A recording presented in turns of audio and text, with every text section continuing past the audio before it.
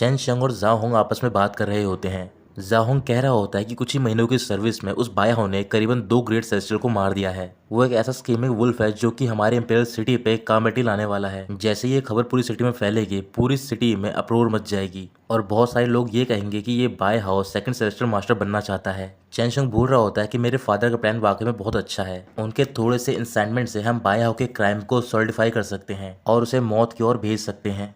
इधर बाय चाओचन अपने पैलेस में होता है और वहाँ पर बाय हाउ को हील कर रहा होता है। वहाँ पर जाओ इचिंग भी मौजूद होता है और वो बाय चाओचन से बोल रहा होता है, क्या तुम्हें पता है कि पूरी सिटी में तुम्हारे खिलाफ रूमर्स फैल रहे हैं? अगर तुमने अभी अपने आप को डिफेंड नहीं करा तो फिर मुझे डर है कि ग्रैंड सेलेस्टियल मास्टर। बाय चाओचन बोल रहा होता है कि अगर मैं भी कुछ कहूँगा तो भी मेरी हेल्प नहीं होगी अभी। ये सुनकर बाय हाउ बोल रहा होता है कि मास्टर मेरी वजह से इतनी डेंजर सिचुएशन में आए हैं। उसे हील करने के बाद बाय चाओचन खड़ा होता है और कह रहा होता है कि जो होना था वो होके रहेगा। बस बाय हाउ मैं ये जानना चाहता हूँ कि जो मैंने पहले चीज़ रिफाइन की थी वो कहाँ पर है? क्या वो ऑलरेडी बॉक्स में सील कर दी गई है? बाय हाउ हाँ बोलता है और उसे वो बॉक्स दे देता है। बाय चाचन बॉक्स लेने के बाद बाय हाउ से बोल रहा होता है कि तुम यहीं पर रेस्ट करो, बाकी सारी चीज़ें मैं हैंडल कर लूँगा। भले ही यूज़ करने के बाद सेलेस्टियल मास्टर मुझे डिस्कार्ड कर दें ताकि वो पब्लिक के गुस्से को शांत कर सके, लेकिन उसके लिए उन्हें मेरे कंसेंट की जरूरत पड़ेगी। ये बोलकर वो पैलेस से बाहर जाता है और वहाँ पर उसे लेने के लिए एक गार्ड पहुंच जाता है और उसे बता रहा होता है कि बाय हाउ तुम्हारे खिलाफ ऑफिशियल ने इम्पीच किया है। सेलेस्टियल मास्टर के पास तुम्हारे कारनामों का मेमोरियल पहुंच चुका है। इस समय वो सारे लोग तुम्हारा हॉल में वेट कर रहे हैं। बाय चाचन मुस्कुराकर अपने मन में बोल रहा होता है कि इस टाइम पर मुझे उनके ट्रैप में खुद चलकर जाना होगा। ये बोलकर वो वहां से चला जाता है। दूसरी ओर हॉल में अलग अलग नोबल फैमिली के एल्डर और साथ में चेन हाउसंग भी होते हैं। वो सारे आपस में बात कर तो कह रहे होते हैं कि इतनी देर हो गई है लेकिन वो अभी भी नहीं आया है। कहीं ऐसा तो नहीं कि वो यहाँ से भाग गया है? दूसरे एल्डर बोल रहे होते हैं कि उसके पास इतनी एबिलिटी नहीं है कि वो यहाँ से भाग पाए। वहाँ पर जाओ जिमो और चेन मैन्याओ भी मौजूद होती है। फिर जाओ जिमो थोड़ा आगे बढ़ती है और सेलेस्टियल मास्टर से बोल रही होती है कि भले ही बाय हाउ ने बहुत सारी गलत चीजें की हैं, ये सारा मेरा फेलियर है क्योंकि मैं अपने सबऑर्डिनेट को कंट्रोल नहीं कर पाई। प्लीज आप उसे वापस जायंट गोस्ट सिटी भेज दीजिए ट्रायल के लिए। तभी चेन हाउसंग आगे बढ़ते और बोल रहे होते हैं celestial master by how imperial city में सर्व करता है, इस वजह से उसे पनिशमेंट दी जानी चाहिए इंपेरियल सिटी के लॉ के हिसाब से। उसी टाइम चेन मैन्याओ बोल रही होते हैं कि बाय हाउ पहले से ही जायंट गोस्ट सिटी में सर्व कर रहा था। फिर सेलेस्टियल मास्टर उन सबको चुप रहने के लिए बोलते और कह रहे होते हैं कि तुम बहुत ज्यादा शोर मचा रहे हो। तभी वहां पर डोर ओपन होता है और बाय चाचन पहुंच जाता है।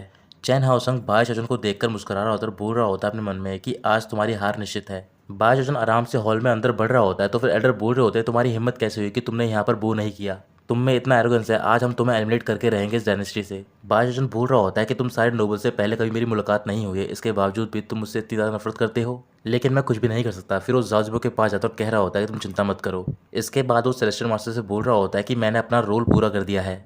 तभी सेलेस्टियल मास्टर बाय चाचन का वो बैज लेते हैं और सबसे बोल रहे होते हैं कि जो भी तुम्हारे माइंड में इम्पीचमेंट है इसके खिलाफ तुम सारे यहाँ पर बोल सकते हो। फिर चेन हाउसंग बोलना स्टार्ट करता है और बोल रहा होता है कि इंस्पेक्टर बाय हाउ ने अपने प्रिविलेज और एरोगेंट को अब्यूज किया है, इंपेरियल सिटी को पॉइजन करा है, इस वजह से ऑफिशियल काफी नाराज हैं, लोग गुस्से में, और हम सबने मिलकर एक पिटीशन फाइल की है और इस पिटीशन में करीबन 100 से ज्यादा क्राइम है इसके।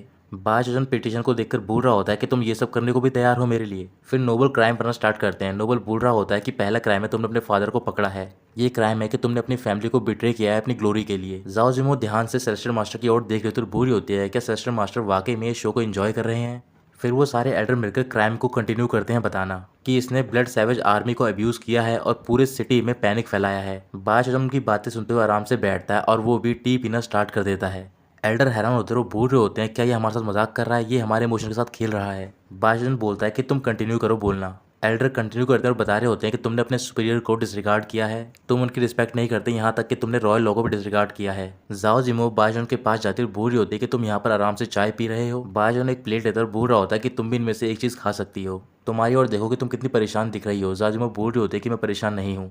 बायजन आराम से चाय पीते हुए स्नैक्स खा रहा होता है और वो सारे एल्डर्स के क्राइम बता रहे होते हैं कि करके। कुछ ही देर में सारे क्राइम के साथ चाय और स्नैक्स खत्म हो जाते हैं। फिर बायजन खड़ा होता है और बोल रहा होता है कि मैंने एक्सपेक्ट नहीं किया था कि तुम सारे नोबल अपने इस बिजी शेड्यूल में मेरे सारे अचीवमेंट को रिकॉर्ड करोगे, वो भी इतनी डिटेल में। कहीं ऐसा तो नहीं है कि तुम सारे मेरे फैंस हो? तुम लोग लेकिन समझा नहीं पाए हो, मैं इस वजह से समझाता हूँ ढंग से। मेरी बाय फैमिली प्लॉट कर रही थी एक रेबेलियन, इस वजह से मैं उनके अगेंस्ट गया। एम्पायर सिटी की जो फैमिलीज थी उनके पास सीक्रेट आर्मी थी, हमेशा मैं ऑनेस्ट रहा हूँ और हमेशा मैंने लॉयल्टी निभाई है, मैंने एलिमिनेट करे हैं ईवल को। ऐसे करके वो सारे अपने पॉजिटिव नोट गिना देता है और ये देखकर जाओ जिमो चेन मैन्याओ शॉक में आ जाती हैं। चैन हाउसंग गुस्से में बोल रहा होता है कि बाय हाउ तुम ब्लैक को व्हाइट में तब्दील करने की कोशिश कर रहे हो, तुमने इतने क्राइम किए हैं कि वो सारे क्राइम सिटी में फैल गए हैं। अब इंपेरियल सिटी के लोग भी जानते हैं कि तुम यहाँ पर सेकंड सेलेस्टियल मास्टर बनना चाहते हो, इस वजह से मैं सेलेस्टियल मास्टर से रिक्वेस्ट करता हूँ कि वो अभी बाय हाउ को एग्जीक्यूट कर दें। ताकि इससे दूसरों को वार्निंग मिले। प्लीज़ आप इस पर एग्री करें। सेलेस्टर मास्टर बाशजन से बोल रहे होते हैं, क्या तुम्हें कुछ कहना है? बाशजन बोल रहा होता है, मैंने सुना है कि अर्थ ग्रेड सोल कल्टीवेटर काफ़ी रेयर होते हैं। जब तक कि उन्होंने कोई बड़ा क्राइम नहीं किया उन्हें पनिशमेंट नहीं दी जाती है। चेन हाउसंग बोल रहा होता है कि इस टाइम पर तुम इतनी नॉनसेंस बातें क्यों कर रहे हो? चेन मैन्याओ बाशजन से बोल रही होती है, क्या तुम कॉन्फिडेंट हो कि तुम अर्थ ग्रेड में ब्रेक थ्रू कर पाओगे? नोबल फैमिली के एल्डर बोल रहे होते हैं कि होली मैडम आप कैसी बात कर रही हो? अर्थ ग्रेड मास्टर हज़ारों सालों में एक बार आते हैं, ये उसे कैसे अचीव कर सकता है इतनी आसानी से?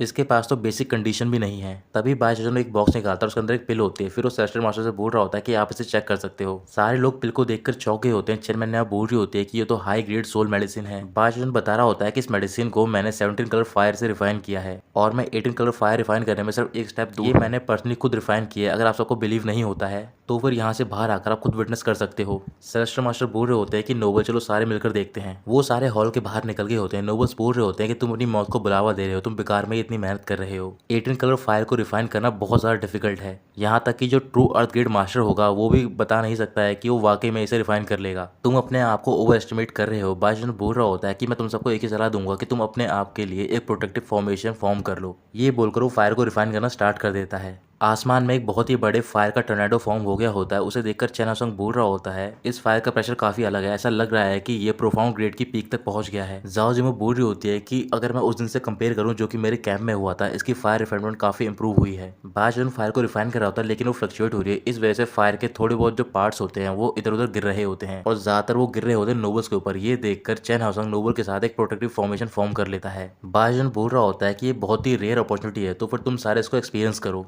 अब फायर की पावर बढ़ जाती है और उनकी जो फॉर्मेशन होती है वो ब्रेक हो जाती है। चेन हाउसंग बोल रहा होता है कि तुम जानबूझकर हम पे रिवेंज ले रहे हो। बाशजन बोल रहा होता है, सेलेस्टर मास्टर ये सारे शोर मचा रहे हैं जिस वजह से मैं डिस्ट्रैक्ट हो रहा हूँ। ये सुनकर चेन हाउसंग कुछ भी नहीं बोलता है। धीरे धीरे स्काई का कलर चेंज हो रहा होता है। सेलेस्टर मास्टर बड़े ध्यान से देख रहे होते और बोल रहे होते हैं कि जो सी ऑफ फायर की पावर है वो पहले से हो चुकी है। चेन मैन्याओ कहती है कि जो अगला मूव है वो सबसे इंपॉर्टेंट है, वो है क्रूशियल फायर फ्यूजन का। बाशजन बोल रहा होता है कि ये सारी चीजें डिपेंड करती हैं प्योरिटी पे। मुझे मेडिसिन का यूज करके फायर को फ्यूज करना होगा ताकि एक दूसरे के साथ कनेक्ट हो सके, तभी ये ट्रांसमोशन के थ्रू ब्रेक थ्रू करेंगी। अगर मैं बाय हाउ के अकॉर्डिंग चलूँ, अगर मैंने क्रिटिकल मोमेंट पे इसे सीज कर लिया और एक साथ पावर लगाई एक जगह पर, तो फिर मुझे सक्सेस मिलेगी। अब उस फायर की लाइट पूरी सिटी में फैल रही होती है। ये सब देखकर बोल रहे होते हैं कि ये काफी सालों में ऐसा फेनोमेनन हो रहा है, कहीं ऐसा तो नहीं कि आज कोई पावरफुल एक्सपर्ट एडवांस करने वाला है। चेन हाउसंग ऊपर की ओर देखकर बोल रहा होता है कि फायर अनस्टेबल हो रही है और जो उसके बैकलैश हैं शायद वो फायर फ्यूजन से आए। अगर ऐसा हुआ तो फिर जो इसका बैकलैश है उसे नेचुरल सोल कल्टीवेटर भी नहीं सह पाएगा। तभी बाशजन एक पिल खाकर अपनी पावर को एक्सर्ट करने लग जाता है फायर की ओर। वो सारे चौंक गए होते हैं कि अभी तक बाशजन कैसे टिका हुआ होता है। बाशजन पूरी तरीके से फ्यूजन कर लेता है पावर को और वो 18 कलर फायर को रिफाइन कर लेता है। ये देखकर वो सारे लोग चौंक गए होते हैं। जाओ जिमो मुस्कुराकर बोल रही होती है, तुम हमेशा की तरह लोगों को सरप्राइज करते हो। चेन मैन्याओ भी मुस्कुराकर बोल रही होती है कि तुम हमेशा ऐसा ही करते हो। बाशजन नीचे आकर बोल रहा होता है कि मैंने ये हासिल कर लिया है, यहाँ पर कोई हेवनली ट्रिब्यूलेशन भी होनी चाहिए सेरेमनी को ऐड करने के लिए। तभी थंडर लाइटिंग स्टार्ट हो जाती है क्योंकि ट्रिब्यूलेशन स्टार्ट होने वाली होती है। एल्डर बोल रहे होते हैं, क्या इसका माउथ ब्लेस है, जो भी ये बोलता है वो हो जाता है? चेन हाउसंग ये सब देखकर खुश होता है, बोल रहा होता है कि ये तो हेवनली ट्रिब्यूलेशन है और ये हुई है अर्थ ग्रेड सोल फायर की वजह से। लेजेंड्स का ऐसा कहना है कि जो इसका ईच लाइटनिंग बोल्ट होगा उसकी इतनी पावर होगी कि वो सेलेस्टियल कल्टीवेटर को भी बुरी तरीके से इंजर्ड कर सकता है। अगर बाय हाउ तुमने इसे सह लिया तो फिर मैं तुम्हारे सामने बो करके अपना गिल्ट एडमिट करूंगा। बाशजन अपने उन्हें बोल रहा होता है कि ये ट्रिब्यूलेशन सेलेस्टियल कल्टीवेटर को भी इंजर्ड कर सकती है। वाकई में लगता है कि मैं इसे हेड ऑन फेस नहीं कर सकता हूँ। फिर जाओ जिमो उसके पास जाती बोल रही होती है, मैं तुम्हारी हेल्प करूंगी। इसके बाद पहली लाइटनिंग गिरने जा रही होती है बाशजन पे। अचानक से वो अपनी डायरेक्शन चेंज करती है और वो जाके चेन हाउसंग पे गिर जाती है। बाशजन बोल रहा होता है कि वाकई में हेवनली ट्रिब्यूलेशन ब्लाइंड है, ये अपने आप किसी पे भी गिर जाती है। चेन हाउसंग गुस्से में बोल रहा होता है कि तुम सारे मिलकर फॉर्मेशन फॉर्म करो। जैसे वो फॉर्मेशन फॉर्म करने जाते हैं तभी उन पे भी लाइटनिंग गिरनी स्टार्ट हो जाती है। अब सारे नोबल्स के एल्डर पे लाइटनिंग गिर रही होती है सिवाय बाशजन के। चेन हाउसंग बोल रहा होता है, ऐसा लग रहा है कि ये ट्रिब्यूलेशन जानबूझकर हमें टारगेट कर रही है, लेकिन ये इम्पॉसिबल है, कैसे हो सकता है? जाओ में पूछ होते क्या ये सब तुम कर रहे हो? बाशजन मना करता है। फिर वो ऊपर की ओर देखता और कह रहा होता है, ऐसा फील हो रहा है कि वो जानबूझकर मेरी हेल्प कर रहा है, कहीं ऐसा तो नहीं कि मैं बहुत ज़्यादा एक्सीलेंट हूँ, यहाँ तक कि जो फॉरगेटफुलनेस की रिवर है वो भी मेरी हेल्प कर रही है, मुझ पर अटेंशन दे रही है। अगर ऐसी बात है तो फिर इस लाइटनिंग को और भी फीट्सली आना चाहिए। तभी लाइटनिंग इंक्रीज हो जाती है और वो सारे नोबल्स पे गिर रही होती है। नोबल्स बोल रहे होते हैं, क्या वाकई में ये हेवनली लाइटनिंग को सम्मन कर सकता है? चेन हाउसंग, सारा क्या धरा तुम्हारा है, तुम्हारी वजह से ये लाइटनिंग हम पे गिर रही है, जबकि ये तुम्हें अकेले सहनी चाहिए। तभी वो सारे नोबल्स मिलकर चेन हाउसंग को पकड़ लेते हैं और बोल रहे होते हैं कि तुम्हारी वजह से हमने मास्टर बाई को फ्रेम किया है, क्योंकि तुमने हमें फोर्स किया है। चेन हाउसंग बोल रहा होता है कि तुम सारे मुझे बिट्रे कर रहे हो। बाशजन कह रहा होता है कि जब इन सब पे मुसीबत आई तो फिर ये सारे दूसरे के अगेंस्ट हो गए। उन नोबल्स ने मिलकर चेन हाउसंग को ऊपर की ओर फेंक दिया होता है और वो लाइटनिंग लगातार उस पर गिरने लग जाती है। लाइटनिंग की वजह से चेन हाउसन की हालत बहुत ज्यादा खराब हो जाती है, वो नीचे गिर जाता है। फिर बाश बोल रहा होता है जितने भी सारे नोबल्स यहाँ पर हैं उन सबका भी पार्ट था मेरे इम्पीचमेंट में, इस वजह से ट्रिब्यूलेशन सब में इक्वली बांटी जाएगी। वो सारे नोबल्स बाश के पास जाते हैं, नील डाउन होकर बोल रहे होते हैं कि ये सारा किया धारा चेन हाउसन का है। बाश कह रहा होता है मुझे ऐसा लग रहा है कि अभी भी ट्रिब्यूलेशन की पावर काफी कम है। वो सारे डर जाते हैं। चेन मैन्या और जाओ जिमो शौक होते और कह रही होती है क्या तुम वाकई में सेलेस्टियल मास्टर हॉल को डिस्ट्रॉय करना चाहते हो। बाश चिल्लाकर बोल रहा होता है कि मैं देखना चाहता हूँ लाइटनिंग कितनी ज्यादा स्ट्रॉन्ग है।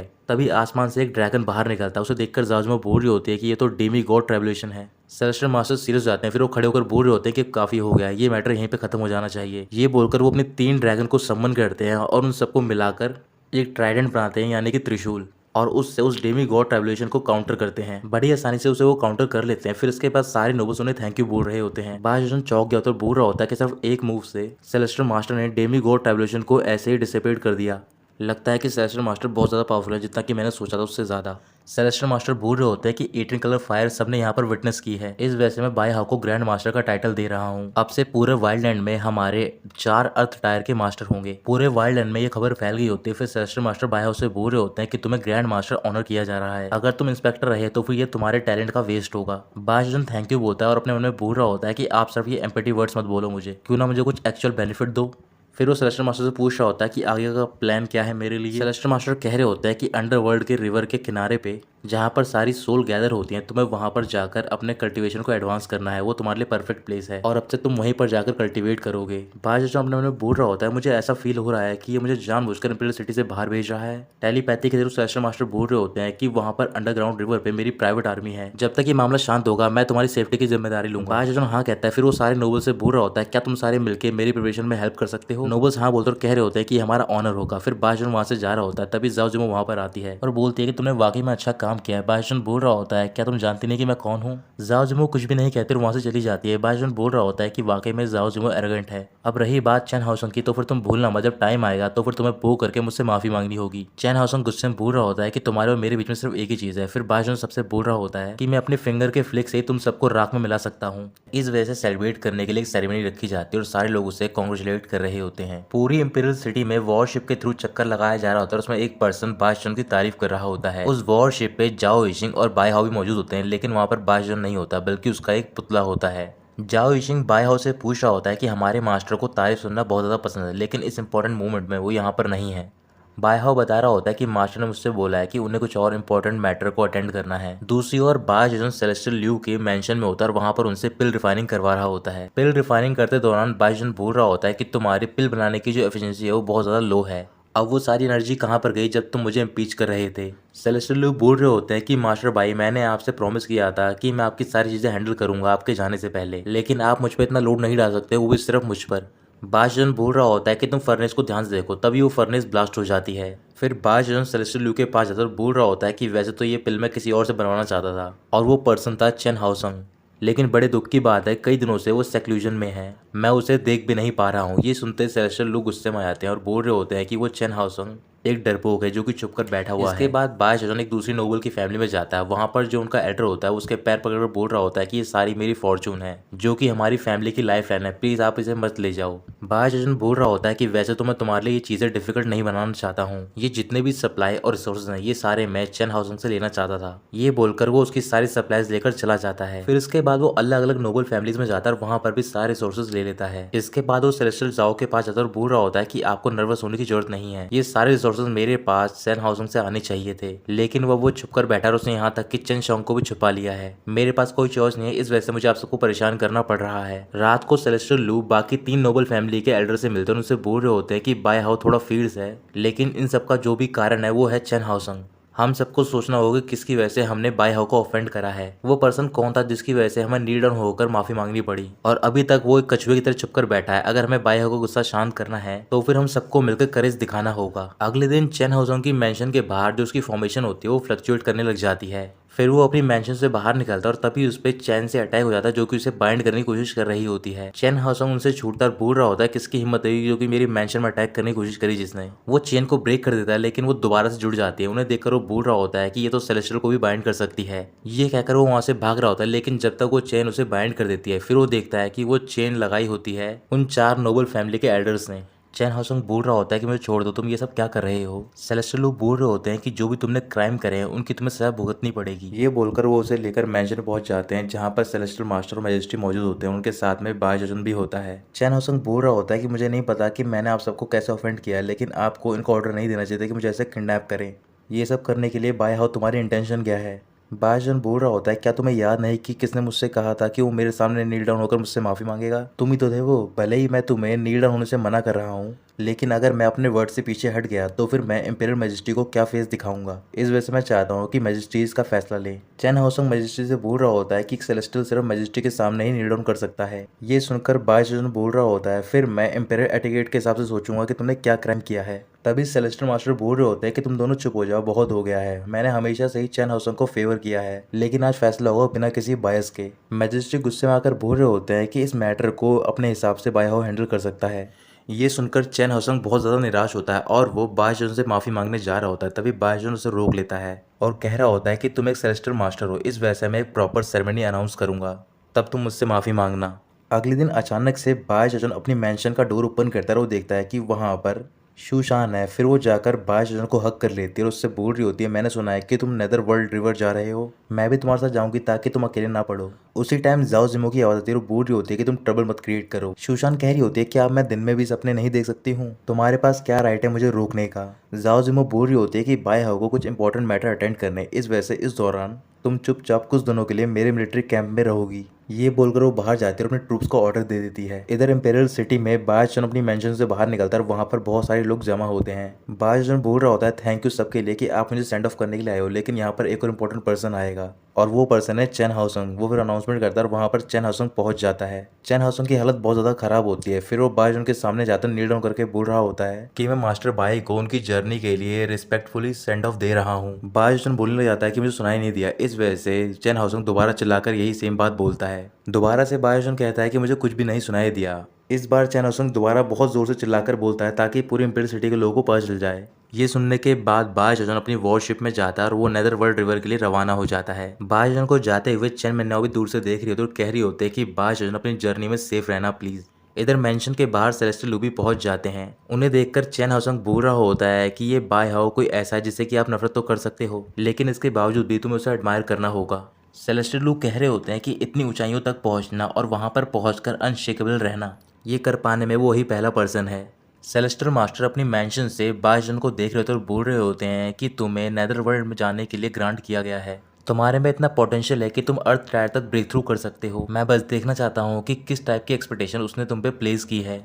बाय शौचन। सेलेस्टियल मास्टर को पहले से पता चल गया होता है कि वो बाय हाउ नहीं बल्कि बाय शौचन है। कुछ ही देर बाद बाय शौचन नेदर वर्ल्ड के पास पहुंच जाता है और वहां पर कमांडर वो अपने ट्रूप्स के साथ होते हैं जिन्हें कि जाओ जिमो ने भेजा होता है। कमांडर वो बोल रहे होते हैं कि यहाँ पर मैं अपने सारे ट्रूप्स को लेकर आ गया हूँ ताकि मैं आपका वेलकम कर सकूँ। बाय शौचन बाय हाउ के साथ नीचे आकर बोल रहा होता है कि मैंने कमांडर वो के बारे में सुना है जो कि बिल्कुल सीनियर हेमिंग की तरह है। ये पहले कभी स्पिरिचुअल मास्टर का राइट हैंड था। मैंने एक्सपेक्ट नहीं किया था कि ये इतना हम्बल होगा। जैसे ही बाय शौचन जमीन पर पैर रखता है तभी कमांडर वो उसे रोक लेते हैं। फिर वो अपने ट्रूप्स को भेजते हैं और वो सारे ट्रूप्स मिलकर बाय शौचन को घेर लेते हैं। तभी एक फ्लाई यानी कि मक्खी बाय शौचन की ओर जारी होती है। वो सारे ट्रूप्स उसे मार देते हैं। ये देखकर बाय शौचन बोल रहा होता है कहीं कुछ ज्यादा तो नहीं हो रहा है। कमांडर वो बोल रहे होते हैं कि मास्टर आप नहीं जानते हो, इस टाइम पूरे वाइल्ड में लगातार कई सारे कल्टीवेटर का मर्डर हो रहा है। इंपीरियल सिटी में बहुत सारे जायंट गोस्ट लेजेंड डिस्पैच किए गए हैं। जो किलर है उसके मेथड बहुत ज्यादा स्ट्रेंज है और ऐसा लग रहा है कि वो रैंडमली स्लॉटर कर रहा है सबका। मुझे शक है कि जो भी ये मर्डर किए जा रहे हैं वो सारे रियल टारगेट को कवर करने के लिए किए जा रहे हैं। ये सारे जितने भी रिसेंट क्राइम है वो सारे रेस्ट्रिक्टेड एरिया के पास हुए हैं। इस वजह से मुझे अपनी पूरी ताकत से आपको प्रोटेक्ट करना होगा। वैसे अभी काफी जल्दी है क्योंकि जो नेदर वर्ल्ड की रिवर है वो शाम को ही अपीयर होती है। जब तक आप हमारे कैंप में रेस्ट कर सकते हो। अचानक से चारों ओर काले बादल छा जाते हैं और वो सारे लोग घबरा रहे होते हैं। फिर वहाँ पर जितनी भी सोल होती हैं वो सारी ऊपर की ओर जा रही होती है। कमांडर वो बोल रहे होते हैं कि ये तो ऑरा है नेदर वर्ल्ड रिवर का, लेकिन ये कैसे पॉसिबल हो सकता है कि नेदर वर्ल्ड रिवर वो भी शाम होने से पहले अपीयर हो रही है। ऐसी चीज़ तो हज़ारों सालों में नहीं हुई है आज तक। तभी एक वहाँ पर ओल्ड पर्सन होता है और वो ये सारी चीज़ें कर रहा होता है। ये ओल्ड पर्सन काफी टाइम से बाय शौचन में नजर रख रहा होता है। तभी कमांडर वो अपने सारे सोल्जर को ऑर्डर देता है कि वो सारे फॉर्मेशन प्रिपेयर करें बाय शौचन के चारों ओर। वो सारे फॉर्मेशन प्रिपेयर करने जा रहे होते हैं लेकिन वो सारे फ्रीज हो जाते हैं। बायजन उनकी ओर देखता है, फिर वो बायहाओ से बोल रहा होता है कि तुम मेरे साथ ही रहना, और अचानक से बायहाओ ऊपर की ओर जाने लग जाता है। बायजन तेजी से ऊपर की ओर जाता है, वो बायहाओ को पकड़ लेता है और उससे पूछ रहा होता है क्या तुम ठीक हो। बायहाओ बता रहा होता है कि कोई फोर्स मुझे ऊपर की ओर खींच रही थी। उसी टाइम उस ओल्ड पर्सन की आवाज आती है और बायजन से बोल रहा होता है कि तुम काफी बड़े हो गए हो। फिर बायजन को उसे देखकर याद आता है कि ये तो वही ओल्ड मैन है जो कि इसे आज से कई साल पहले मिला होता है, जब वो डू लिंगफे और फेंग यान के साथ ल्यूजन क्लैन में गया होता है इन्वेस्टिगेशन करने के लिए, और वहां पर इसने डू लिंगफे को बचाने के लिए अपने आप को सेक्रीफाइस करा होता है। फिर जाके ये एक गुफा में जाके बेहोश हो जाता है। तभी वहां पर ये ओल्ड मैन आता है और अपने आप को एज अ ग्रेव कीपर दिखाता है और फिर वो बायजन को एक पिल देता है। बायहाओ कह रहा होता है क्या इसी ओल्ड पर्सन ने नेदरवर्ल्ड रिवर के टाइम को चेंज किया है ताकि ये हमें जल्दी से रिवर के पास ले आए। बायजन बोल रहा होता है कि बायहाओ यही पर्सन है जिसने कि मेरी एक बार जान बचाई थी बहुत साल पहले। उस बात को काफी साल हो गए हैं लेकिन ये आज तक अपीयर नहीं हुआ मेरे सामने। मैंने कभी नहीं सोचा था कि मेरे करंट कल्टीवेशन के साथ भी मैं इनके कल्टीवेशन की डेप्थ को नहीं देख पाऊंगा। ओल्ड मैन बोल रहा होता है कि मैंने सुना है कि तुमने 18 कलर फ्रेम को रिफाइन कर लिया है। ये सुनकर बायजन अपने मन में बोल रहा होता है कि इस क्वेश्चन का काफी डीप मीनिंग लगता है। कहीं ऐसा तो नहीं कि इस ओल्ड मैन ने जानबूझकर रिवर के लॉ को ऑल्टर किया है सिर्फ मुझे देखने के लिए। कहीं ऐसा तो नहीं कि उस टाइम पर जब ये मुझसे मिला था तो फिर इसने मुझे अनडाइंग टेक्निक सिखाई थी। क्या पता आज ये मेरे फायर में ब्रेक थ्रू करने के लिए मेरी हेल्प कर दे। ये कहकर वो बायहाओ को अपने साथ उस ओल्ड मैन के पास लेकर जाता है और उससे बोल रहा होता है कि तुम इन्हें अच्छे से ग्रीट करो। बायजन भी उनके पैर दबाकर बोल रहा होता है कि मेरे पास ये रेयर अपॉर्चुनिटी आई है, क्या आप मुझे थोड़ी गाइडेंस दोगे। आपके जैसे मास्टर को मुझे मना नहीं करना चाहिए एनलाइटन के लिए। मेरे जैसा एक ओबीडियंट और वेल बिहेव जूनियर आप मुझे कैसे मना कर सकते हो। ये बोलकर वो एक्टिंग करना स्टार्ट करता है और बोल रहा होता है कि 19 कलर फ्रेम का जो फॉर्मूला है वो बहुत ज़्यादा कॉम्प्लेक्स है। मैंने और मेरे डिसाइपल ने अपना पूरा ब्रेन यूज़ कर लिया लेकिन हमें नहीं पता कि हमें कहाँ से स्टार्ट करना है। ऐसा लग रहा है कि हमारी डेस्टिनी में लिखा है कि हम इसमें फेल ही हो जाएं। बायहाओ बोल रहा था कि मास्टर आपने जो भी अभी तक अचीव किया वो भी काफ़ी है। बायजन बोलता है लेकिन मैं सेटिस्फाई नहीं हूँ, मैं अभी भी एक स्टेप पीछे हूँ, अगर कोई मुझे थोड़ी सी guidance they they.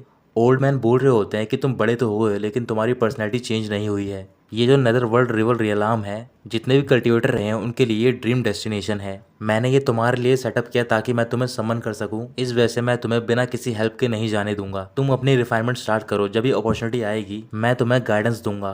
बायजन thank you बोलता है और वो लग जाता है फायर रिफाइन करने में। ओल्ड मैन बता रहे होते हैं कि जो 19 कलर फ्लेम है वो स्पिरिट को एज अ फ्यूल यूज करती है, उसे ची के साथ चेंज करना, लगातार ट्रांसफॉर्म करते रहना है। अगर एक बार तुमने फ्लेम की लॉ की ट्रांसफॉर्मेशन को पेनिट्रेट कर लिया तो फिर तुम इसकी एसेंस को ग्रैब्स कर सकते हो। खास तौर पर तुम्हें ची ट्रांसफॉर्म और फ्लो को ध्यान रखना है। फायर ही सारी चीज़ों को बर्थ देती है और उसी फेनोमेनन को अपने ग्रास्प में रखना है तुम्हें एक ही बार में, और यही होगा तुम्हारे सक्सेस का मूवमेंट। बायजन बड़े ही आराम से इस गाइडेंस के थ्रू फायर को रिफाइन कर लेता है। इसके बाद सारी चीज़ें नॉर्मल होने लग जाती है और वहाँ पर जो भी टाइम रुका हुआ होता है वो अपने आप स्टार्ट हो जाता है। कमांडर वो चारों ओर देखते पूछ रहे होते हैं कि मास्टर भाई कहाँ पर है। फिर उनके ट्रूप बताते हैं कि वो देखिए वो ऊपर है। बायजन नीचे आ रहा था और बोल रहा होता है कि जैसा मैंने सोचा था कि ओल्ड मैन की गाइडेंस के थ्रू जो मेरी प्रोग्रेस है वो बहुत ही फास्ट होगी, और ऐसा ही हुआ।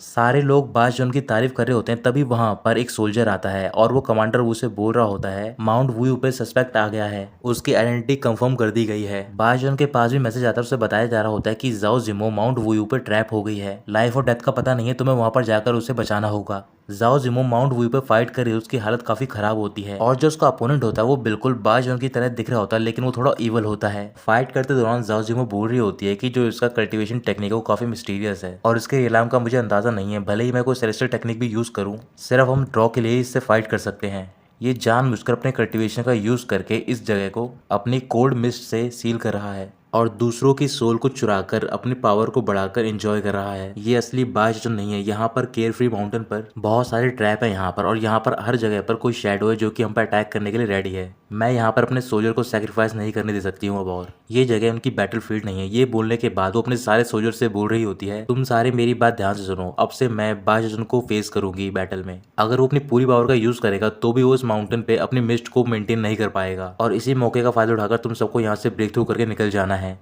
सोल्जर्स कह रहे होते हैं कमांडर हम ऐसा कैसे कर सकते हैं, हम आपको छोड़कर नहीं जाएंगे, हम आपके साथ यहाँ पर मरना पसंद करेंगे बैटल में। जाओ जिमो गुस्से में बोल रही होती है कि बहुत हो गया, तुम सबको यहाँ से जानना होगा और ये एक ऑर्डर है। तभी वो इवल स्पिरिट आती है और बोल रही होती है कि कौन मील को सर्व होने से पहले टेबल को फ्लिप करता है, ऐसे यहाँ पर चीजें नहीं की जाती हैं। ये बोलकर वो अटैक कर देता है और जाओ जिमो उस अटैक को डिफ्लेक्ट कर देती है। जाओ जिमो अपने सारे सोल्जर से बोल रही होती है कि अगर तुम यहाँ पर रुके तो फिर इससे और ज्यादा ये स्ट्रॉन्ग बनता जाएगा। जैसे ये कोल्ड मिस्ट यहाँ से हटती है तुम सबको यहाँ से निकलना होगा। मैं कोई तरीका ढूंढती हूँ उसे रोकने का और तुम सब यहाँ से निकल जाना उसी मौके का फायदा उठाकर। स्पिरिट बोल रही होती है कि मेरे सेटिस्फाई होने से पहले कोई भी यहाँ से नहीं जाएगा। जाओ जिमो कहती है कि तुम्हारा अपोनेंट मैं हूँ। ये बोलकर वो डायरेक्टली अटैक कर देती है स्पिरिट पे और अपने सोल्जर को बोलती है कि तुम सारे यहाँ से निकल जाओ। जो रियल बायजन होता है वो भी माउंटेन की ओर आ रहा था और बोल रहा होता है कि मैसेज में मुझे बताया गया था जो इम्पोस्टर है यानी कि जो इवल स्पिरिट है वो लोगों की लाइफ फोर्स को एब्जॉर्ब करती है और काफी दिनों तक वो एक ही जगह पर रह रही है। देखने में लग रहा है कि ये एक ट्रैप है। बायजन माउंटेन के पास पहुंच जाता और देख रहा होता है कि वहां पर एक बहुत ही बड़ा कोल्ड ऑरा होता है। सारे सोल्जर माउंटेन से दूर जा रहे होते हैं और जो जाओ जिमो होती है वो इवल स्पिरिट से फाइट कर रही होती है, लेकिन इवल स्पिरिट पर अटैक का कोई भी असर नहीं पड़ रहा होता। दूसरी ओर बायजन बोल रहा होता है कि अगर मैं गलती नहीं कर रहा हूँ तो फिर जो मेरे पास सोल गैदरिंग पिल है उन सबका स्पेशल इफेक्ट होगा इस इवल स्पिरिट पे। ये बोलकर वो अपनी पिल निकालता है और उनको रिफाइन करने लग जाता है। माउंटेन पर भी फाइट हो रही होती है, तभी जाओ जिमो अपने स्पेयर से इवल स्पिरिट पर अटैक कर देती है और उसके थ्रू वो इवल स्पिरिट को डिस्ट्रॉय कर देती है। डिस्ट्रॉय होने के बावजूद वो इवल स्पिरिट अपने हाथ से स्पेयर को पकड़ती है और वो स्पेयर के साथ जाओ जिमो को बर्फ में जमा देती है।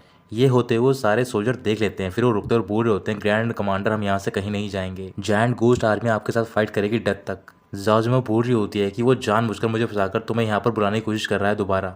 तभी वो इवल स्पिरिट सोल्जर के पास जा रही होती है और बोल रही होती है कि यहाँ से इतना निकलना आसान नहीं होगा। अचानक से सोल्जर के पीछे से बहुत सारी पिल आती है और वो जाके इवल स्पिरिट पे लग जाती हैं। इवल स्पिरिट की बॉडी पे कंट्रोल नहीं रहता और वो अजीब सी हरकतें करने लग जाती है। फिर वहां पर बायजन पहुंच जाता है तो देखकर सारे सोल्जर जाओ जिमो चौंक जाती है। बायजन बोल रहा होता है कि ये पिल ज्यादा देर तक इवल स्पिरिट को नहीं रोक पाएगी, तो फिर तुम सारे शिप पर चढ़ो और यहाँ से चले जाओ। तुम्हारी प्रेजेंस यहाँ पर ग्रैंड कमांडर को डिस्ट्रैक्ट करेगी बस। वो सारे बायजन की बात मानते हैं और उसकी सम्मन की हुई शिप पर चढ़ जाते हैं। कुछ देर तक रिएक्शन होने के बाद अब वो इवल स्पिरिट की बॉडी बिल्कुल ठीक हो जाती है और बोल रही होती है कि जो फाइनल एलिमेंट था वो यहाँ पर आ गया है। ये बोलकर अपनी पावर का यूज करते हैं और वहां पर जितने भी कल्टीवेटर होते हैं उन सबकी लाइफ फोर्स को एब्जॉर्ब करने की कोशिश कर रही होती है। किसी तरीके से जाओ जिमो अपने आप को बर्फ से आज़ाद करती है और वो बायजन से बोल रही होती है कि मैं ऐसे अपनी पूरी स्ट्रेंथ से फाइट करूंगी। मुझे नहीं पता कि तुम कौन सा मेथड यूज करोगे, लेकिन तुम्हें सारे सोल्जर को यहाँ से सेफली निकालना होगा। ये बोलकर वो अपने स्पिरिट से इवल स्पिरिट पर अटैक कर देती है। जब इवल स्पिरिट स्पेयर पकड़ती है तो फिर वो बोल रही होती है कि इस पे सेलेस्टियल डिवाइन ब्लड लगा हुआ है। जाजुमो कहती है कि हाँ, इस पे वही ब्लड लगा हुआ है। जो ये डिवाइन ब्लड है उसमें सिर्फ मेरा कल्टिवेशन और लाइफ फोर्स नहीं है, बल्कि मेरी लाइफ टाइम की इंसाइट है इसके अंदर, जिसे कि मैंने ग्रेट डाओ ऑफ हेवन और अर्थ में ट्रांसफॉर्म किया है। बायजन अपना एक 9 प्रोविंस मैप निकालता और शिप के चारों ओर से रोल कर देता है ताकि सारे सोल्जर की लाइफ फोर्स को एब्जॉर्ब ना करा जा पाए। इसके बाद बायजन उस शिप को वहां से कहीं दूर भेज देता है। जाओ जिमो अपनी टेक्निक का यूज करिए और बोल रही होती है कि मैं अपने डिवाइन ब्लड को एज अ कैटलिस्ट यूज कर रही हूँ। जाओ जिमो अपनी टेक्निक का यूज करिए और बोल रही होती है कि मैं अपने डिवाइन ब्लड को एज अ कैटलिस्ट यूज कर रही हूँ ताकि इस ईवल और सबड्यू डिमन पावर को डिस्ट्रॉय किया जा सके। अचानक से वहां पर एक बहुत ही बड़ा ब्लास्ट होता है। ब्लास्ट के इफेक्ट खत्म होने के बाद बायजन देखता है कि जाओ जिमो नीचे की ओर गिर रही होती है, फिर उसके पास जाता है उसे पकड़ लेता है। जाओ जिमो कह रही होती है कि मैं बिल्कुल ठीक हूँ। फिर बायजन बोल रहा होता है कि हम यहाँ पर और ज्यादा देर नहीं रुक सकते हैं, हमें यहाँ से जल्दी जाना होगा। ये बोलकर वो उसे अपने साथ लेकर जा रहा होता है। तभी अचानक से वहाँ का एटमॉस्फेयर चेंज हो जाता है। फिर इवल स्पिरिट वहाँ पर आती है और बोल रही होती है कि भले तुम्हारा सेलेस्टियल डिवाइन ब्लड काफी इंटरेस्टिंग था, लेकिन वो मुझे मार नहीं सकता है, इससे तुम्हारी सिर्फ लाइफ एसेंस वेस्ट हुई है। मैं देखना चाहता हूँ कि तुम और कितनी बार इसे यूज कर सकती हो। रेलाम लेवल से मुझे कोई मैटर नहीं है, क्यों ना तुम इस टेरिफाइंग पावर को पहली बार महसूस करो जो कि इस वर्ल्ड की नहीं है। ये बोलकर वो अपनी टेक्निक का यूज करता है और वहां पर एक बहुत ही बड़ी फॉर्मेशन फॉर्म हो जाती है। फॉर्मेशन को देखकर जाओ जिमो बायजन को धक्का देती है और वो दूर जाकर गिर जाता है और उस फॉर्मेशन के अंदर जाओ जिमो फंस जाते हैं। उसकी लाइफ फोर्स को एब्जॉर्ब किया जा रहा होता है। बायजन को भी परेशानी हो रही होती है और उसकी भी लाइफ फोर्स को एब्जॉर्ब किया जा रहा होता है। वो धीरे धीरे फॉर्मेशन की ओर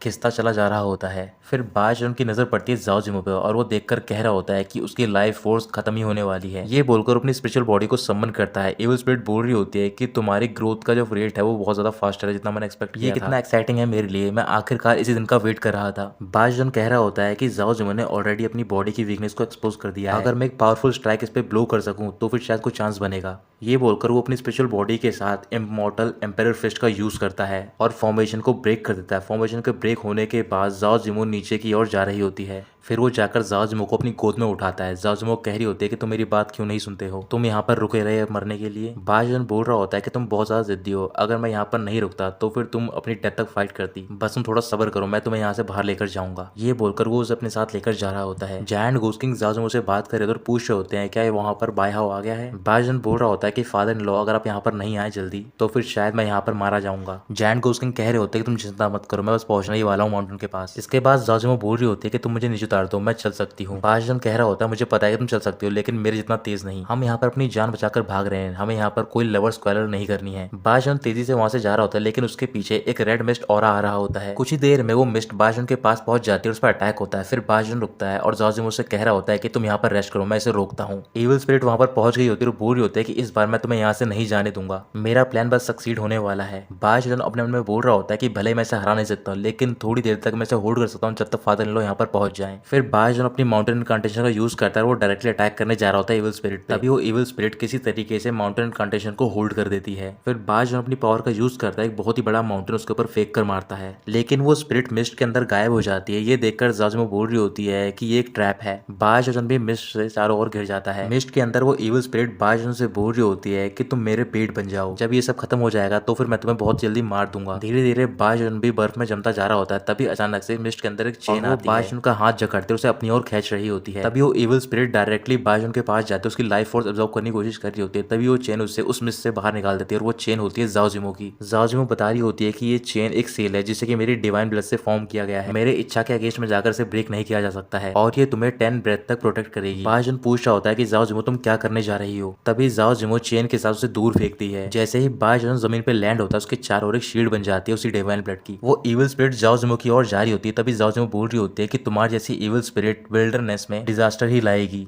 तभी एक फॉर्मेशन इविल स्पिरिट को घेर लेती है। ज़ाओज़िमो कह रही होती है कि मैं जायंट गोस्ट आर्मी की कमांडर आज अपनी लाइफ को ट्रेड करूंगी तुम्हारी लाइफ के लिए। इविल स्पिरिट बोल रही होती है कि अगर ये यहाँ पर है तो फिर तुम्हारी लाइफ की कोई वैल्यू नहीं है मेरे लिए, इस वजह से मैं तुम्हारी विश को पूरा करता हूँ। तभी ज़ाओज़िमो अपनी जायंट गोस्ट सीक्रेट टेक्निक का यूज करती है और उस इविल स्पिरिट को एक ट्रैप में फंसा देती है। इविल स्पिरिट बोल रही होती है कि भले ही तुम्हारे करंट स्टेट में तुम इस टेक्निक का यूज करोगे, लेकिन तुम इस एटर्नल सील को कंप्लीट नहीं कर सकती हो। तुम सिर्फ इसे थोड़ी देर के लिए मेंटेन कर सकती हो अपनी लाइफ को सेक्रीफाइस करके। भले तुम रोकने में कामयाब हो जाओ जब तक कि जायंट गोस्ट किंग यहाँ पर आ जाए, लेकिन इस टेक्निक को यूज करने के बाद तुम ज्यादा देर तक जिंदा नहीं रह पाओगी शायद। उधर शील्ड के अंदर बाजन भी अपना वो टर्टल शेल निकालता और बोल रहा होता है कि वो अपनी 10 ब्रेथ का यूज करके कंप्लीट करना चाहती है सील को, ताकि वो इविल स्पिरिट को उसमें ट्रैप कर सके।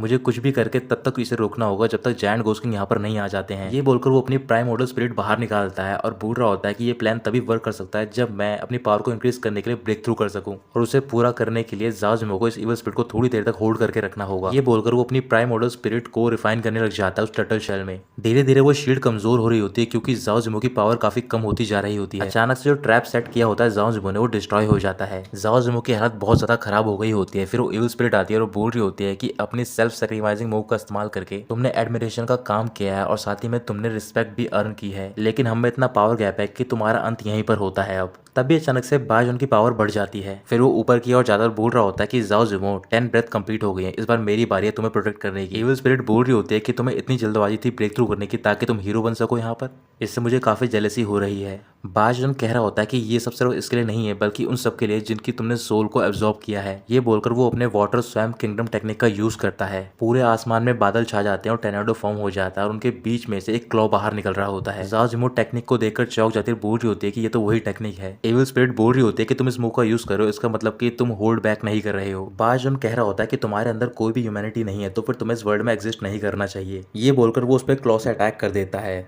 इविल स्पिरिट भी अपनी एक बहुत ही पावरफुल फॉर्मेशन फॉर्म कर लेती है उसे रोकने के लिए, लेकिन वो उसे ज्यादा देर तक नहीं रोक पाती और वो फॉर्मेशन डिस्ट्रॉय हो जाती है। उस अटैक का इफेक्ट इतना ज्यादा होता है कि जितने भी सोल्जर दूर तक चले गए होते हैं उनको भी इस अटैक का एहसास हो जाता है। वो सारे सोल्जर दूर से देख रहे होते हैं कि पूरे माउंटेन पे फॉग छा गई होती है। धीरे धीरे फॉग के हटने के बाद वहां पर दोबारा से रेड मिस्ट फैलती जा रही होती है। फिर उस रेड मिस्ट में से स्पिरिट बाहर आती है और वो ज़ाओज़िमो को अपनी ओर खींच रही होती है। बाजन ज़ाओज़िमो को रोकने की कोशिश करता है लेकिन वो उसे रोक नहीं पाता है।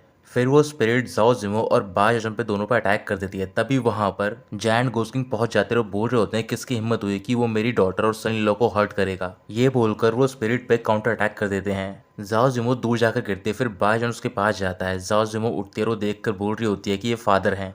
अचानक से जायंट गोस्ट किंग अपनी हाथ की ओर देख रहे होते हैं, उसमें कुछ रिएक्शन हो रहा होता है। उसे देखकर वो थोड़े से चौंक जाते हैं। फिर वो अपने सामने की ओर देखते हैं और वहां पर एक ऑरा का ब्लास्ट होता है। उस ब्लास्ट के बाद वहां पर एक ऑरा का टोर्नेडो फॉर्म हो रहा होता है। ये देखकर जायंट गोस्ट किंग बोल रहे होते हैं कि ये तो गोस्ट बॉडी डिवोरिंग टेक्निक है। ये एक सीक्रेट टेक्निक है जो कि जायंट गोस्ट किंग की जो लाइनेज है उसमें पास डाउन हुई है।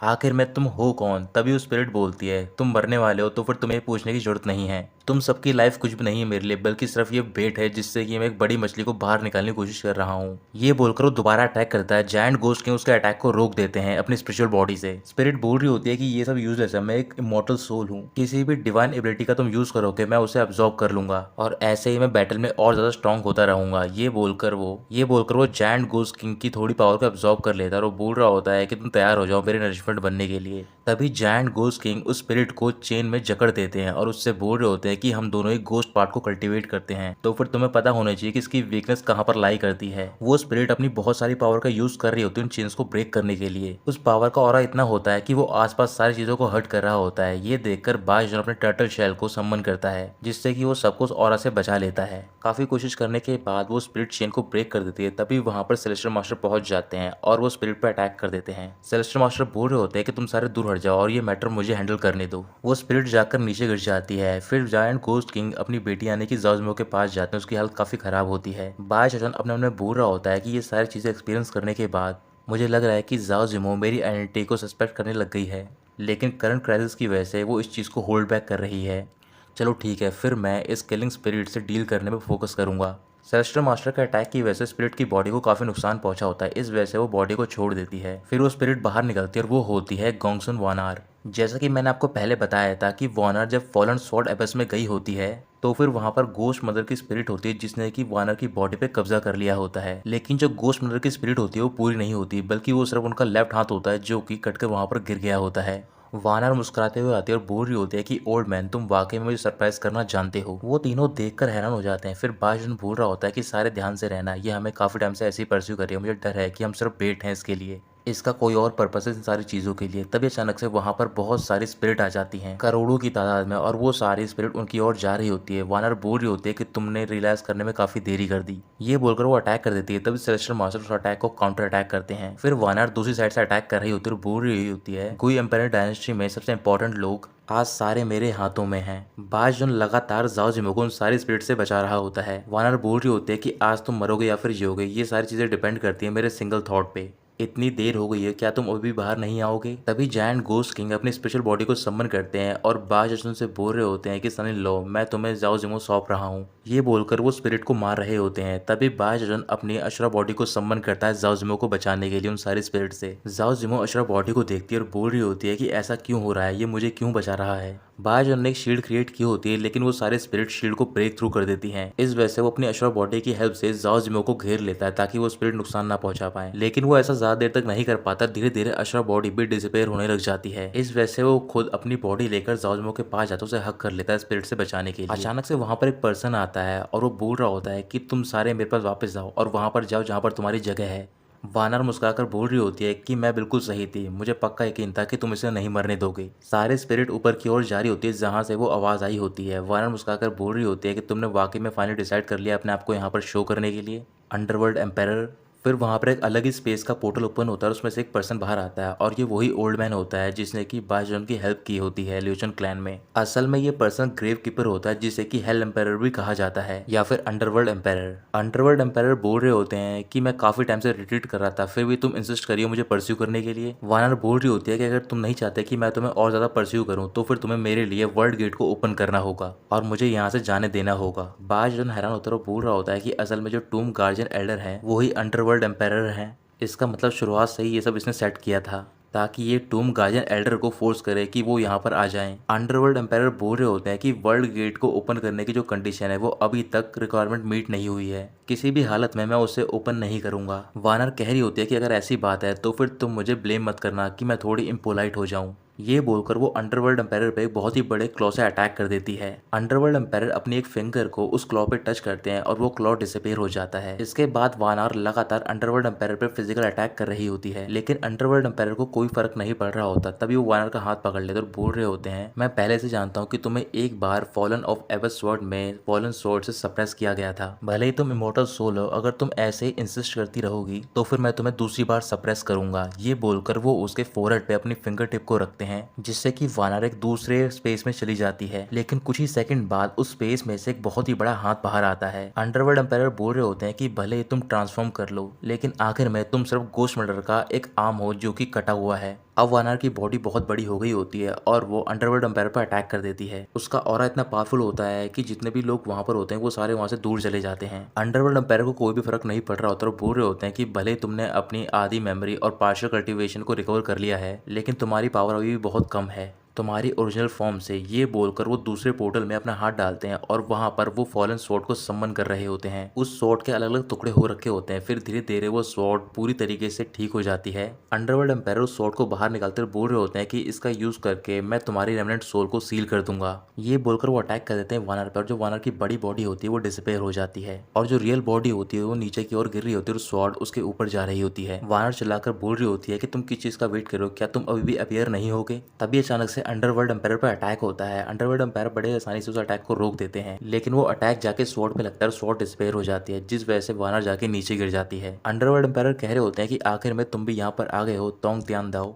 तियानदाओ भूल रहा होता है कि टूम गार्जियन ये मेरा प्लान था और तुमने बहुत पहले इस प्लान को समझ लिया था। तभी तियानदाओ अपनी पावर का यूज करता है और वो बाशजुन की ओर देखने लग जाता है और उस पर प्रेशर डाल रहा होता है अपनी आइज से। तियानदाओ कह रहा होता है करीबन 10,000 सालों से इस टूम में ट्रैप था और मैं अपनी इंटेलिजेंस की लिमिट काफी टाइम पहले ही रीच कर चुका था।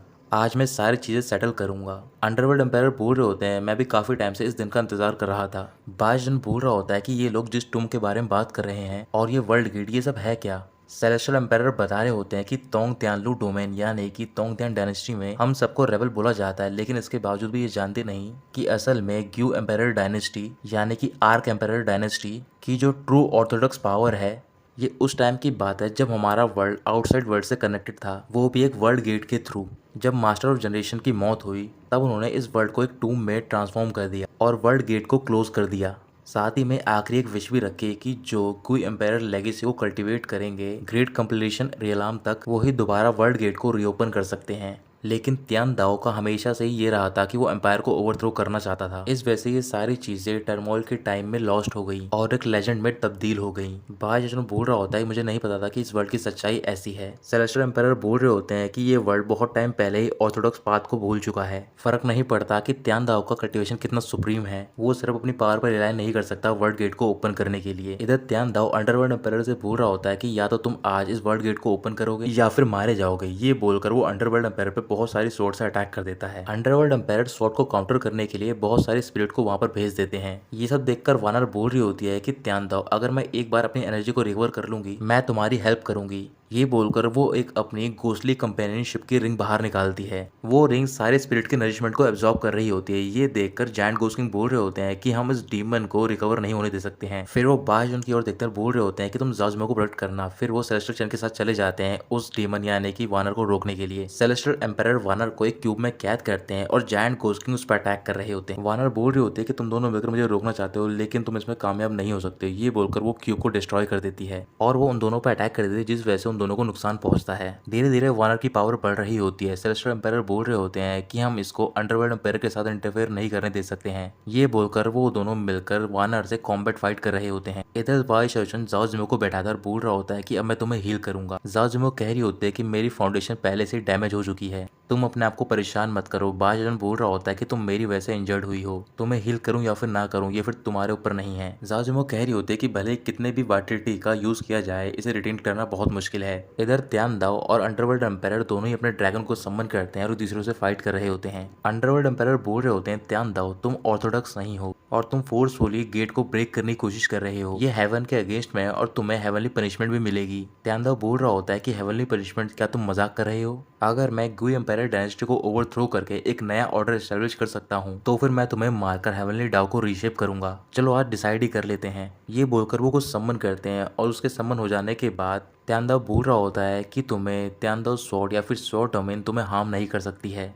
तो फिर तोंग तियानदाओ कॉन्टिनेंट के बारे में क्या? तियानदाओ ने पूरे कॉन्टिनेंट को सम्मन कर दिया होता है, जिस वजह से पूरे वर्ल्ड में अफरा तफरी मच गई होती है। अंडरवर्ल्ड एम्पायर बोल रहे होते हैं हजारों सालों से मैं हेवन और अर्थ के लॉ को फॉलो कर रहा हूँ, हम दोनों ही दूसरे को रोक रहे हैं ताकि हम कुछ भी डिस्ट्रॉय ना करें, लेकिन आज तुम मेरे पीछे पड़े हो, इसका मतलब ये है कि तुम बैलेंस को ब्रेक कर रहे हो, इस वजह से मुझे एक कदम उठाना ही पड़ेगा। ये बोलकर वो बाय रन डाओ लॉ का यूज करते हैं। ये बोलने के बाद जमीन के अलग अलग पार्ट पे ब्लास्ट होता है और उसके अंदर से तोंगतियान रिवर की एनर्जी बाहर आने लग जाती है और वो कॉन्टिनेंट को रोकने की कोशिश कर रही होती है। वानर बोल रही होती है कि कि ये सारी एंडलेस रेसेंटफुल सोल का अंडरवर्ल्ड रिवर है। जैसे मैंने एक्सपेक्ट किया था कि तुम हेवनली वेनरेबल को काउंटर करने के लिए इसका यूज करोगे। तभी सेलेस्टियल एम्पायर अपने डीमन सीलिंग रोम्बस का यूज करते हैं वानर को सील करने के लिए। वो उसे रोम्बस में कैद करते हैं और जायंट घोस्ट किंग उस पर अटैक कर रहे होते हैं। वानर आसानी से रोम्बस में से ब्रेक थ्रू करती है और वो जाके जायंट घोस्ट किंग को पकड़ लेती है। वानर कह रही होती है कि ओल्ड गार्जियन, क्या तुम भूल गए हो ये अंडरवर्ल्ड रिवर में रिसेंटफुल सोल हैं जो कि मेरे लिए ग्रेट टॉनिक हैं। तभी सेलेस्टियल एम्पायर वहां पर आते हैं और वो सील करने की कोशिश करते हैं वानर को, लेकिन वो इस कोशिश में कामयाब नहीं रहते हैं। वानर बोल रही होती है कि मैं सारी अंडरवर्ल्ड रिवर की एनर्जी को एब्जॉर्ब करूंगी और इसके बाद तुम्हारा नंबर होगा कि तुम अपनी डिवाइन एबिलिटी को शो करो।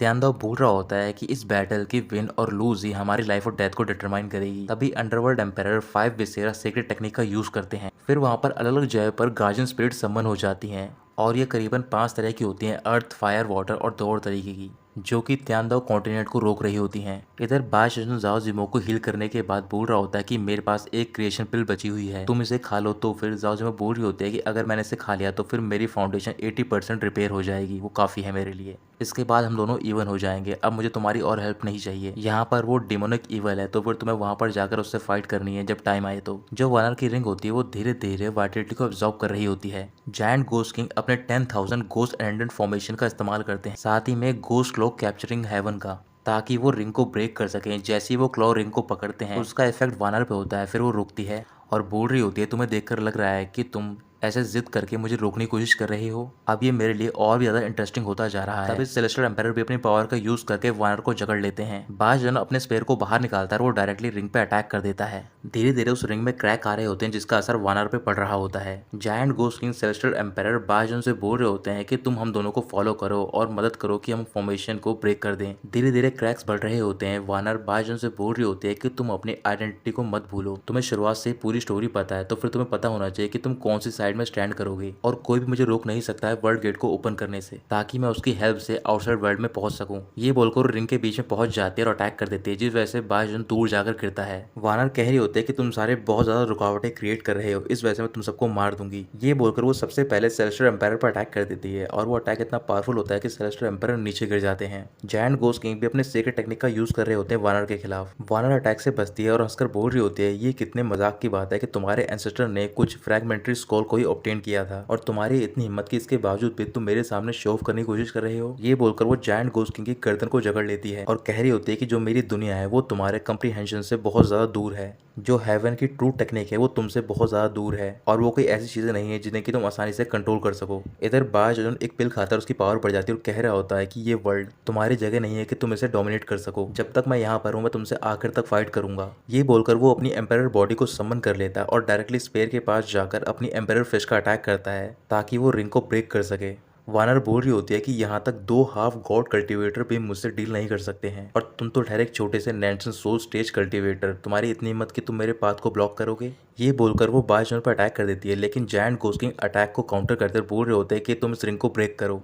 बाशजन बोल रहा होता है क्या होगा कि मैं नैंसन सोल कल्टीवेटर हूँ और ये कोई ऐसा वर्ल्ड नहीं है जहाँ पर तुम आकर कोई ट्रबल क्रिएट कर सकती हो। ये बोलकर वो स्पेयर पे एक और एम्पायर फिस्ट का इस्तेमाल करता है। रिंग में धीरे धीरे क्रैक बढ़ रहे होते हैं। वानर बोल रही होती है कि तुम अपने मास्टर को ही बिट्रे कर रहे हो। बाशजन अपनी पावर का यूज करता बोल रहा होता है कि अब मुझे फर्क नहीं पड़ता है। जायंट गोस्ट किंग बाशजन की ओर देखते हैं और उन्हें पता चल जाता है कि वो कोई बायहाव नहीं बल्कि बाशजन है। बाशजन बोल रहा होता है कि आज तुम्हें जिंदगी भर याद रहेगा कि तुम्हें कैसे एक नैंसन सोल कल्टीवेटर ने हराया था। ये बोलकर वो अपने दोनों हाथों को एक पंच में बदलता है और उससे अटैक कर देता है स्पेयर पे। अटैक इतना पावरफुल होता है कि वो रिंग ब्रेक हो जाता है। अंडरवर्ल्ड एम्पायर कह रहे होते हैं कि तुम बहुत ज्यादा ग्रीडी थी और तुमने बारब्रेक लैंड से कई सारी सोल्स को स्टील किया है। वानर की बॉडी में से बहुत सारी सोल बाहर निकलने लग जाती हैं। अंडरवर्ल्ड एम्पायर बोल रहे होते हैं कि इन सबको मेरे पास लौट जाना चाहिए, यानी कि अपनी असली जगह पर, और इनकी असली जगह है अंडरवर्ल्ड रिवर। और रही ध्यान दो हमारी बात तो फिर हमारी बैटल को यहीं पर खत्म हो जाना चाहिए। ये बोलकर अंडरवर्ल्ड एम्पायर 5 स्पिरिचुअल गार्जियन को एक पिल में समन कर देते हैं। तभी ध्यान दो एक रॉक के बहुत बड़े हाथ से हेल एम्पायर को जकड़ लेता है।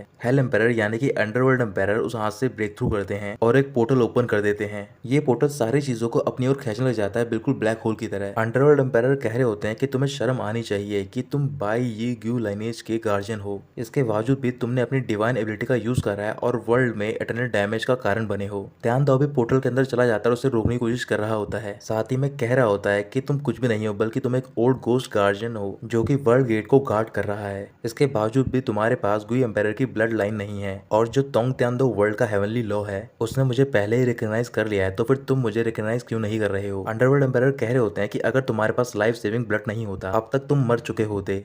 त्यानदाव बोल रहा होता है कि ओल्ड मैन, तुम भी धीरे धीरे रॉट हो रहे हो, और मेरे बिना जितनी भी रॉयल ब्लड लाइन है वो सारी वेस्ट है, वो यहाँ से नहीं जा पाएंगी और मैं अपनी फेट को एक्सेप्ट नहीं करूंगा। वानर की बॉडी भी उसी पोर्टल में जा रही होती है। त्यानदाव बोल रहा होता है कि अगली बार जब हम मिलेंगे मैं बिलीव नहीं कर सकता हूँ कि तुम दोबारा इस डिवाइन एबिलिटी का यूज कर पाओगे, और तब मैं वाकई में तुम्हें मार दूंगा। ये बोलने के बाद वो पोर्टल वहां से डिसअपेयर हो जाता है। अंडरवर्ल्ड एम्पायर कह रहे होते हैं कि तुम कभी भी नहीं समझ पाओगे कि सच में ऑर्थोडॉक्सी क्या है। ये कोई ब्लड लाइन के बारे में नहीं है, बल्कि ये इनहेरिटेंस के बारे में है। इस बैटल के बाद जिस पाथ पे तुम चलोगे वो ऑलरेडी ही लिमिटेड है। जाओ जिमो चलकर बाजन के पास जाती बोल रही होती है कि अब एनिमी रिट्रीट कर चुका है, तो फिर तुम्हें एक्सप्लेनेशन देनी चाहिए। जायंट गोस्ट किंग जाओ जिमो के पास जाते हैं, संभालते हैं और बोल रहे होते हैं, मैंने पहले ही गेस करा था कि तुम्हारी आइडेंटिटी उतनी सिंपल नहीं है, लेकिन कभी इमेजिन नहीं किया था कि तुम अपने आप को इतना छुपा कर रख रहे हो। बाजन कह रहा होता है कि मेरी कोई भी इंटेंशन नहीं थी तुम सबको डिसीव करने की, तुम सबको मुझे चांस देना चाहिए एक्सप्लेन करने का। जाओजमुक गुस्से से बाजन की ओर देख रही होती है। तभी अंडरवर्ल्ड एम्पायर बोल रहे होते हैं कि जो बाजन की आइडेंटिटी है मैं बहुत पहले से जानता था, और मैंने पहले से अरेंजमेंट कर रखी थी इसके लिए। अब से क्यू एम्पायर डायनेस्टी यानी कि आर्क एम्पायर डायनेस्टी में एक नया अंडरवर्ल्ड एम्पायर होगा जो कि मुझे रिप्लेस करेगा और सोल सेरेमनियल पैलेस को गार्ड करेगा। साथ ही में सोवर्जिन टूम को प्रोटेक्ट भी करेगा, और सबसे इंपॉर्टेंट ड्यूटी है कि उसे वर्ल्ड गेट को डिफेंड करना है। ये सुनकर सेलेस्टियल मास्टर जाओ जिमो और जायंट गोस्ट किंग चौक जाते हैं। अंडरवर्ल्ड एम्पायर बाजन से बोल रहे होते हैं कि तुम मेरे साथ आओ। बाजन उनके पास जा रहा होता है, तभी वो रुकता है और जाओ जिमो की ओर देखने लग जाता है। कुछ सेकंड देखने के बाद वो अंडरवर्ल्ड एम्पायर के साथ चला जाता है। उनके जाने के बाद giant ghost king celestial master से बोल रहे होते हैं कि तुम पहले से ही इस लड़के की आइडेंटिटी जानते थे। सेलेस्टियल मास्टर हटते हैं और बोल रहे होते हैं कि जो मास्क इसने पहना था वो मैंने ही क्रिएट किया था। अगर ये किसी ऐसे पर्सन के पास गया जिससे कि अंडरवर्ल्ड एम्पायर फेवर करते हैं, तो फिर मैं भी फ्लो के साथ ही चलूंगा। तभी अंडरवर्ल्ड एम्पायर का अनाउंसमेंट कर रहे होते हैं, हजारों सालों से मैं अंडरवर्ल्ड पैलेस को गार्ड कर रहा हूँ और अब मैं ग्रेट डाओ के पाथ को फॉलो करने जा रहा हूँ। इस वजह से मैंने लेगेसी को इनहेरिट करने वाले को ढूंढ लिया है जो कि इसका वर्दी है। अब से 1 महीने बाद अंडरवर्ल्ड एम्पायर के सक्सेशन की सेरेमनी होगी। अब मैं पूरे वर्ल्ड को अनाउंस कर रहा हूँ, जितने भी इन्वॉइस हैं उन सबको ये नोट लेना है। तो फिर दोस्तों यहीं पर खत्म होता है सीजन 3 का आखिरी एपिसोड। आगे की अपडेट के लिए हमारे चैनल को सब्सक्राइब करें और हमारे साथ बने रहें।